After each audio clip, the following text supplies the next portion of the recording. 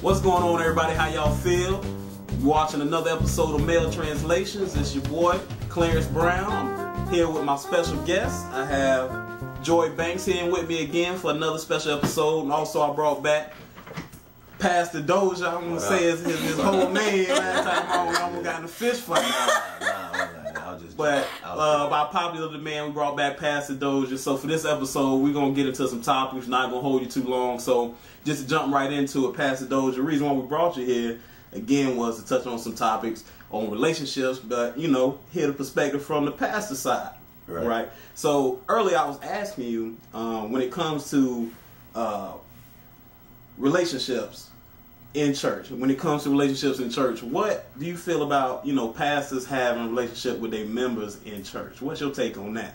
Because I know sometimes you see in them churches, you know, the pastor tell the lady, oh, put your number in the collection plate, you know what I mean? Just meet me at the end of the church. I lay hands on you and whatnot. So what's with the basic like fraternizing in church? Like, it happens. What's your take on it? Well, I think that if I be totally honest with you, and I tell you everybody all the time, it's Pastor Dozier and Dozier. Dozier, from a pastoral perspective, that guy's alone. That Bible said, I hate to say it, God kind of told on every man. It said it ain't good to be alone. And so a lot of times pastors lose their focus.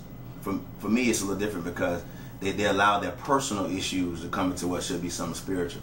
And that's a real thin line, because ultimately he is still a man. He's a man of God, but ultimately his focus should be on Christ, and the last thing should be on his mind is hooking up with somebody in the flock. And then not only that, but you want to be very careful about, and I don't care if you're a pastor or not, you want to be very careful about being involved with somebody who's really trying to get closer to Christ, because you can hinder them. You can hinder their growth, and ultimately, in the long run, nobody happy. But if you are, let me ask you this then. Well, if you are a pastor, and if you were a single pastor that may say, well, you can't.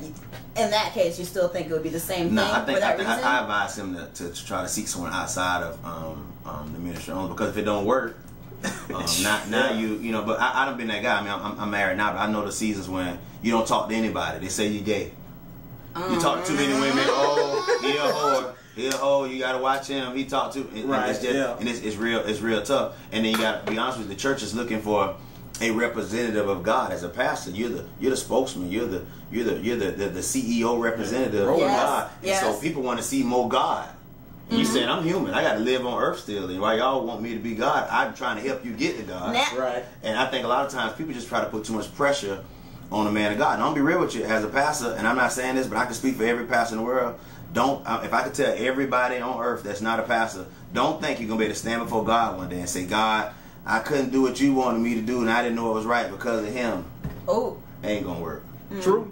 Okay. The Bible says every man got to work out his own soul salvation. Now, I do believe the pastor is accountable. I think he ought to be accountable for what God called him to do. If you're not going to be accountable to what God called you to do, get out.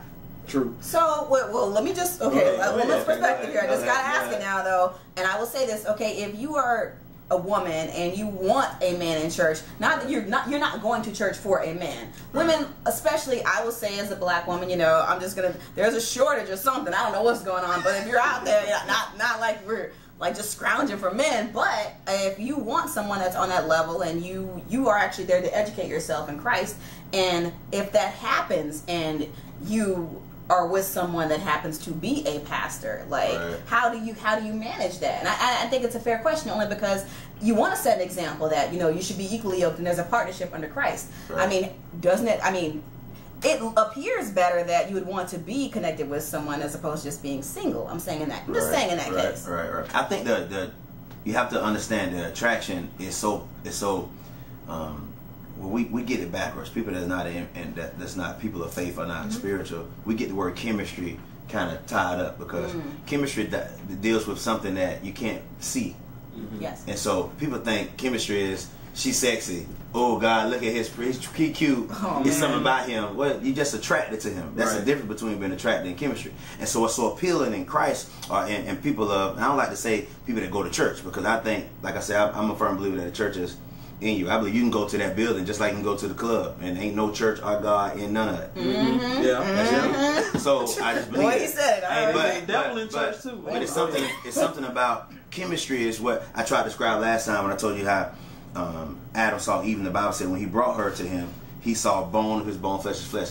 chemistry is when you look at a woman and say, I don't even know what's, girl, you, I mean, and it's difficult to describe because it ain't got nothing to do with sex. It's just some men that remind you about you.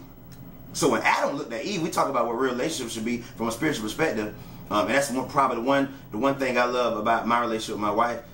And she crazy. My wife, I'm gonna say this right here on camera. My wife is crazy. But I will tell you this. But at the end of the day, I love you, baby. When I saw her, I've been knowing her a long time, and I ain't got no. I've done been the dude that have been the worst everything. So when people talking about, oh, my baby daddy this, he going to jail. I done been all of them dudes. But it's something about when you meet the right person in your life, and you say, you got something of me in you. Hey, you ain't never lied. My wife, she get on my nerves a lot. I know I get on her nerves a lot too, baby. I know I get on your nerves too. I'm just throwing it. But listen.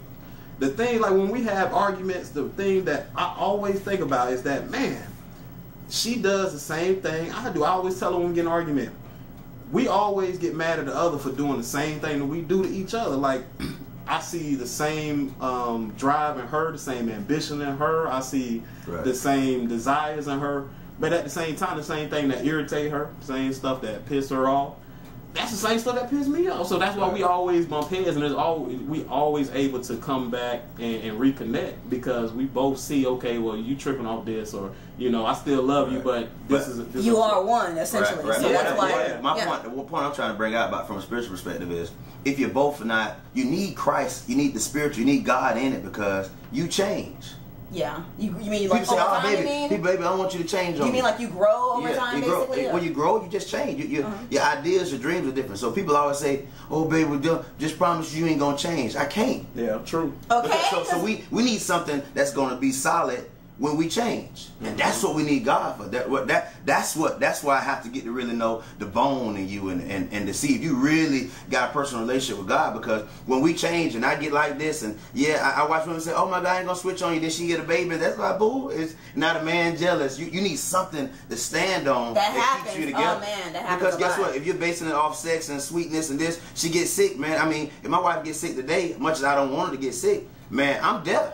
Meaning, like, I got something bigger than if she can put on a short skirt or not. You know what I mean? Like, and so because of that, you gotta have something to go back to. I agree. And my parents taught me that too as a woman. Like, you gotta have a head on your shoulders. Like, that's really what it's really all about. Like, you can't be out here, because looks fade. And as women, we are held to, there's a double standard as far as looks go, because some men will want you to have the baby and still be high school fine or whatever, You got to stay black.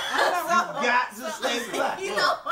That's not right. If I like a nice shape before you got pregnant, that doesn't mean that when you have the baby, I'm not gonna like that anymore. I still got that same interest. That's not saying that I'm trying to put pressure on you, but it's the same thing. The same pressure is gonna come back toward me. I start eating too many hamburgers. I go to McDonald's too many late nights. You're gonna be like, babe, you need to slow down.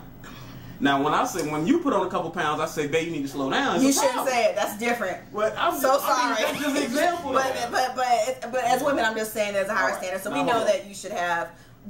As women, I know a lot of women out there that say, okay, the mental connection has to be there first, because a lot of times men will judge us by looks before they judge us by anything else. Yeah. Just saying. But that's all we see first. We see the looks first, anyway.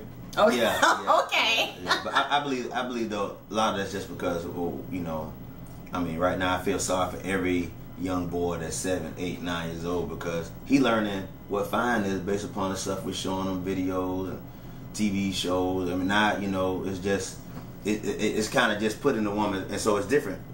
Women are always told to say no. Mm-hmm. The little boy, mamas know their boy got a little girl. Say, he got him girlfriends. He just so mannish. Mm-hmm. And then one day you understand that same boy that you saying is mannish and this, and you're allowing him. One time I did something, probably the worst thing I ever did to my son. I'll say this right quick. No, we're gonna move on. But my son one day, I'll never forget. He was talking to a girl named Angel, and I was just a little girlfriend, right? And I was like, "Oh, it's cool, Angel. That's your girlfriend. Everything cool." And I never forget one day, he called me. He's like, "Can I speak to Michelle or something?" The girl started him or whatever. Mm-hmm. He didn't know he was calling me. And watch it. And so he was all, blah blah blah. Can I speak to Michelle? I was just brain speaking, blah blah. And I said, he don't know he called me. How old is he? How old is your son? And at this time, he was probably about 15, 14, calling. And I know his girlfriend, Angel. Right? I'll tell you what example I made from. Anyways, finally he was like, I'm sorry, I just want to speak to her. I said, this your daddy, boy. You don't mess around the phone. He said, oh, man, I'm messing around calling the wrong girl. I said, why are you calling this other girl? Ain't you with Angel? He's like, yes. So I said, listen, I'm finna call Angel right now. I said, better me do it than you do it. And I get now I hear another voice on the phone. His friend like, oh, Dozier, got you, man. You know, he's trying to three-way. So I called the little girl. So listen, I want to let you know, my son was talking to another woman. Now, if you all right with that, if you all right with that, that's cool. The reason why I did that is because if you allow the boy at 16 to be cool with it, then guess what? You asking him, you teaching him at a young age, it's okay to disrespect the girl. If you ain't going to be with the girl you like the other girl, tell her. That's right. But if you're not honest at 16, trust me, it's hard to be honest at 26. Hey, I saw right. Yeah.